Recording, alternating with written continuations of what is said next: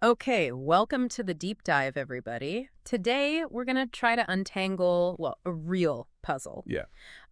So the source you gave me, a CNN report, it landed on a day when we had kind of some contradictions, right? Like surprisingly good jobs numbers Right. at the exact same time that the stock market was like reeling, Yeah.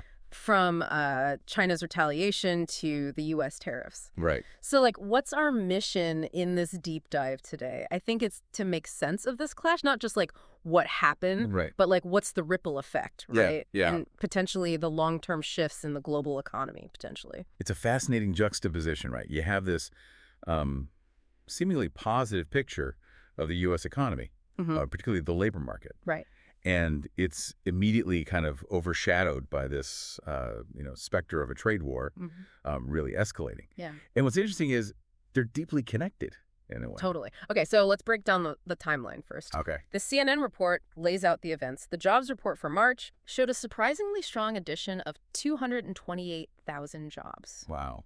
And the unemployment rate did tick up slightly to 4.2%, Okay. but overall it seemed like a pretty healthy labor market. On the surface, yes, you would say that suggests a degree of resilience in the domestic economy. Right. But as your source points out, that very quickly became kind of almost irrelevant Yeah. because of what happened next. Yeah.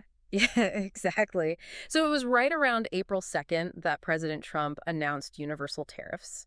And really that teed up the retaliatory response that we saw from China. Right. And the CNN report really details how China didn't hold back at all. They placed a 34% tariff on all U.S. exports heading to China, Wow. which is a huge amount, like $143 billion worth of goods annually. Right. And they didn't just target like everything across the board. It was like chemicals, computers, and even agricultural products, some Yeah. of which were already facing tariffs You're right. from previous trade spats. So they're like really turning up the heat here. Yeah, it was definitely an escalation. It was putting significant new costs on top of existing costs. Right. And if we connect this to the bigger picture, it's a demonstration of China's intent, to respond forcefully. Right. And it also signals a willingness on both sides to potentially absorb some, pretty big economic disruption in Well, pursuit of their objectives. and the market reaction, the way that this CNN source describes it, is immediate and brutal. Yeah. U.S. stocks tumbled for the second day in a row.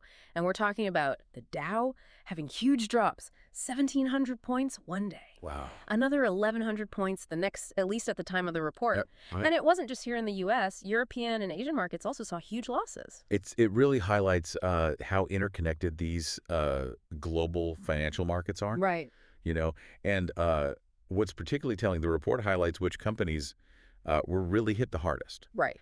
And it's names like Apple, Qualcomm, Tesla, Caterpillar, Video, Mhm. all companies that have a lot of exposure to China, either through operations or through the market, their sales, and so on, right? So this really brings home the financial consequences, Right. this trade dispute for investors and for the broader economic landscape.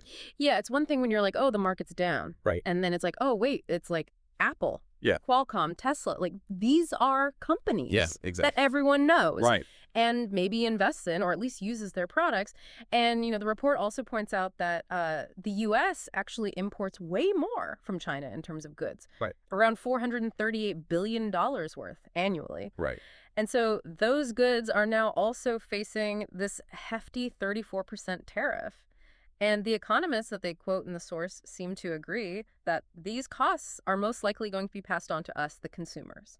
So what starts out as, tariffs on goods moving between countries could very well translate into higher prices for, everyday things that we buy. Yeah, absolutely. And it raises the question of who's really bearing the cost, Right. I mean, the stated intention is to protect domestic industries, but the immediate consequence seems to be higher prices for consumers Right. and actually businesses as well. Yeah. And, the report also notes that President Trump's response to this on social media was pretty dismissive.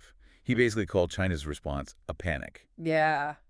So it kind of gives you a little window into, one perspective on these events. Yeah, and the report doesn't shy away from noting that some analysts see this as, a lot of ego involved. Yeah. And they question whether, this kind of rapid escalation Right. is sustainable. Like, what's the ultimate goal here? Especially when it seems to be having pretty clear negative impacts on the markets. It makes you wonder what the strategic thinking is. Exactly. Exactly. So let's distill the key takeaways from this part of our deep dive. We're seeing a situation where positive domestic economic data is being almost instantly negated by the negative fallout from escalating trade tensions. Right. China's retaliatory tariffs are a direct response to U.S. actions, Right. and they're having an immediate impact on stock markets around the world. And companies that are deeply intertwined with the Chinese economy are experiencing the biggest losses. Right. And probably most relevant to our listeners, there is a potential for increased consumer prices Yep. in the U.S. as a result of all of this. Okay, so now your source also digs into some of the different ways that experts are interpreting these events. Okay. One perspective is articulated by CNN analyst Rana Foroohar. Okay. And it's actually pretty sobering. She raises the possibility that there isn't like a well-defined global strategy driving these actions, Right. and that maybe, President Trump's decisions are being influenced more by ego Right. and maybe a lower concern for market reactions, Interesting. given, where he is politically. Right. So that viewpoint really emphasizes the potential risks of impulsive decision-making Right. and maybe even a lack of a cohesive long-term plan. Right. And what's really interesting in that analysis is this idea that, maybe if you're a president who's not facing re-election, your priorities are different, right? Right. Maybe you don't emphasize economic stability as much. Right, right. Okay, so that's one perspective. The report also presents another perspective, Okay. which suggests that maybe there is a longer-term objective here. Yep. Like maybe, people who hold this view say that the global trading system has been, unbalanced for a while. Right. And maybe these actions are meant to bring tariff rates between the U.S. and other countries closer into alignment. Okay. But even the report acknowledges that this has devolved into what looks like a trade war. Right. So that perspective recognizes that there could be long-term goals, Right.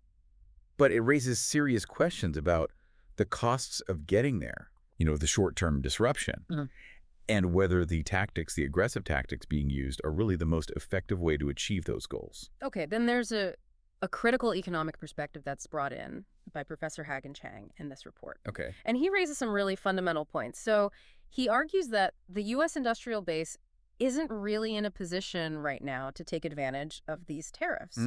He also says that the American financial system, which is so focused on short-term shareholder value through dividends, stock buybacks, might actually be preventing the kind of investment we need to boost production here. That's a really interesting point, right? Because if you connect that to the bigger picture, it suggests that just putting tariffs in place isn't enough. Right. You need to have the right financial incentives to, encourage long-term investment in production Right. and innovation. And I thought his point about erosion of trust was really thought-provoking, by imposing tariffs on existing trade agreements. Who's going to take U.S. commitments seriously in the future, he asked. Yeah, that's huge, right? Like the idea that there could be lasting damage to international relationships, Yeah. the reliability of agreements going forward. Okay, so building on this, your source talks about the potential for some big shifts in the global economy. Okay. And experts quoted in the report suggest that this could lead to a pretty significant reshaping of the world order. And, China in particular is being presented with an opportunity to reposition itself on the world stage. But the report points out that their trade relationships with other regions like Europe could also become more complicated Right. as a result of all this. So we're seeing, the potential for alliances to shift Yeah. in response to these trade tensions, right? I mean, China might align itself with the EU in opposition to protectionist measures. Right. So we could see new global partnerships forming. But at the same time, if, cheaper Chinese goods that are being blocked from the U.S. market because of tariffs, if they flood into Europe, Right. that could create its own pressures and maybe even new trade tensions within Europe itself. Right. It's like a web. It's a web, totally. And maybe one of the most concerning indicators is the mention by Deutsche Bank that the market might be starting to price in the possibility of a global recession. Ah, If this pattern continues of escalating tensions and retaliatory tariffs, that's a very serious outcome yeah, absolutely. that investors are clearly starting to consider. It really, highlights the stakes. Right. What began as kind of targeted trade measures has Yeah. the potential to spiral into something much bigger Yeah. and affect, economic growth and stability on a global scale. So, as we wrap up this deep dive for you, it's clear that we're in a really intricate and risky period economically. Positive signs from the domestic labor market are being overshadowed by the negative effects of this escalating trade dispute. Right. China's response is a direct consequence of U.S. actions, and the consequences are being felt in stock markets around the world, particularly for companies that are connected to China. Right. And for you, the listener, the potential for increased prices on everyday things here in the U.S. is a key takeaway from all this. And as we've discussed, there are multiple interpretations of the motivations behind these events, right? Some say it's a lack of a clear strategy. Others say it's a longer-term vision for global trade relationships. Right. But the immediate consequences are clear. Yeah. And the potential for shifts in the global economy is very real. So here's a final thought for you to consider. Given how interconnected the global economy is, as we've seen in this deep dive, what are some of the less obvious ways that these trade tensions might affect your life beyond just the stock market or prices? Right. It's definitely something to think about. Thanks for diving deep with us. Thanks, everyone.